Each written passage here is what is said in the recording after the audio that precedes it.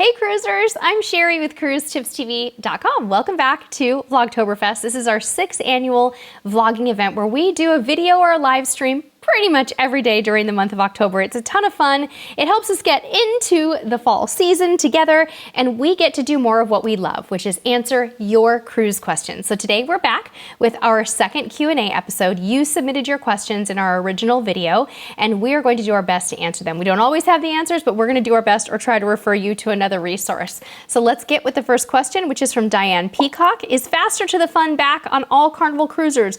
Not that I know of, Diane. In fact, I haven't seen it back on any of the Carnival cruises that I have been on, but hopefully it will come back. I know it's a really cool program. Faster to the Fun is where you can pay a little upcharge to Carnival and you kind of get like a special loyalty perk. You get to board early, your stateroom's ready early, your luggage gets delivered early, you get priority embarkation, you get priority tendering. It's just really cool.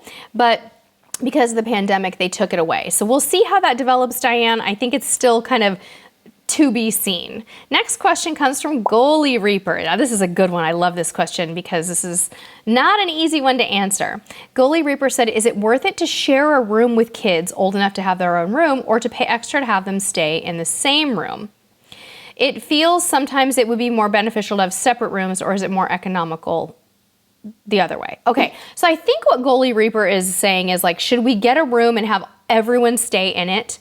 Or should we get two like adjoining staterooms and put the kids in one room? So personally, I think it gets to a point where it depends on how many kids you have, first of all. If you have just one child, maybe like in our situation, we're not going to get him his own room. He's going to stay with us for now anyway, and that's kind of, you know, a little easier. But if you have 2 or more children, I think getting them their own stateroom actually makes a lot of sense. And then what you do on the booking is you just put one adult in each room.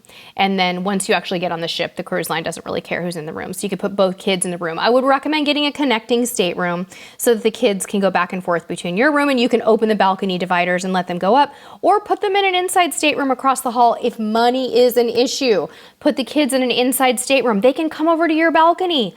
So when they're sleeping and showering, they're over there using their own space. They keep their stuff over there. But when then it's time to hang out as a family, order room service, do sail away, hang on the balcony, they can come to your balcony. So lots of different ways to do that. It's completely up to you, but there's some food for thought. Tammy and Tarek Olayan said, we're booking a few junior suites this year to get to Diamond on Royal Caribbean. Is it worth the benefits to pay extra for points? Thanks. P.S. It was nice to meet you and your family on Adventure of the Seas in the Bahamas. Hi, Tammy and Tarek. It's so good to hear from you again. You know, it sounds like you've already made the decision. Like you've already booked the junior suites to get yourself those double points to get to Diamond faster. This is a personal decision. If you can afford it and getting to Diamond is worth it because maybe you want those free drink passes and you want those perks, I say go for it. To be honest, I would like to do this. I would love to take advantage of it. It just depends, to me, it depends on how much more is that junior suite than a balcony. Could I go on an entire cruise again for the difference, or is it just a few $100s more? So for me, it's like, oh, I don't know. It has to be really worth it, but I'm with you. I want to get up to Diamond on Royal Caribbean too, and I love the hack of being able to book a junior suite and get those double points. That's really cool. So let us know what you decide.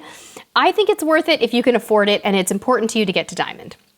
Glenn West says, which is better, Norwegian or Princess? Well, Glenn, neither is inherently better. They're just totally different cruise experiences. And to be honest, every Princess ship and every Norwegian ship is different from each other. So I can't tell you which one is better. I can tell you that for Princess, you are getting a premium traditional cruise experience. The demographic's going to be a little bit older, and it's going to be more of what you think of when you think of traditional cruising. Sort of more set dining times, although Princess has even gone to something called Dine My Way, which is a little more flexible. Just a more traditional cruising experience, a little bit more scheduled. Whereas Norwegian is the exact opposite of that. Norwegian, you have no set dining times, no required formal nights. Everything is more structured around freestyle and less structure, really. So it's kind of up to you. Obviously on Norwegian, you're also gonna have more water slides, more go-karts, more of those bells and whistles and types of things that are like sports and water related. So it just depends on what you're looking for, but neither is better, they're just different. And I think you should try them both and let us know which one you prefer.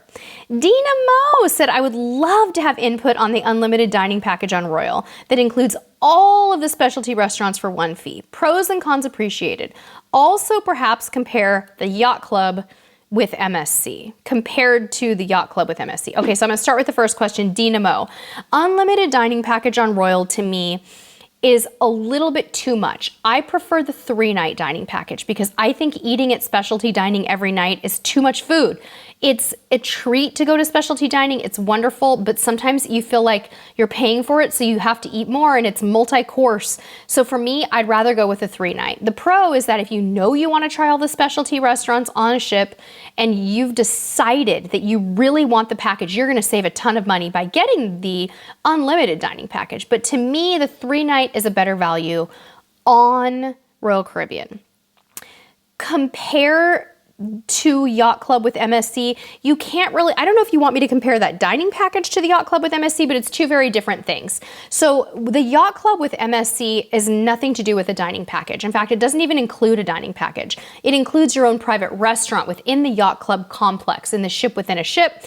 And the Yacht Club in MSC is more like the Haven on Norwegian. That's more what that's all about, is it's your own area on the ship. You have your own lounge, your own bar, you have unlimited drinks and all of that, and your own restaurant.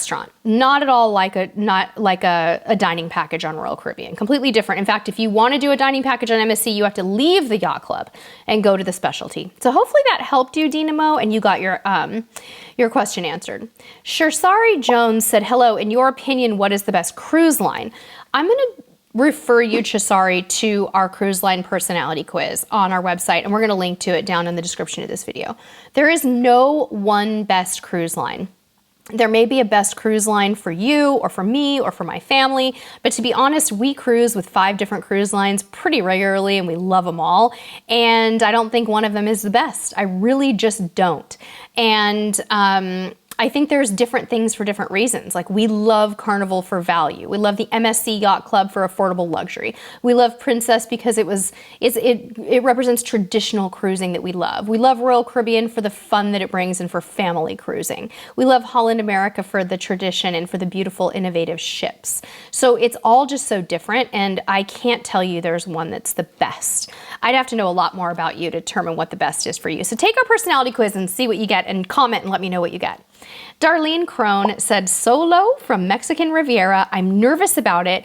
I guess leaving from LA, cheap, safe hotel, transportation. So I think what Darlene is looking for is some assurance. Darlene, I want to tell you that I have traveled solo to LA, to the area where you embark on the cruises many times. I felt very safe. I even went with my little son when he was tiny, and I felt really super safe.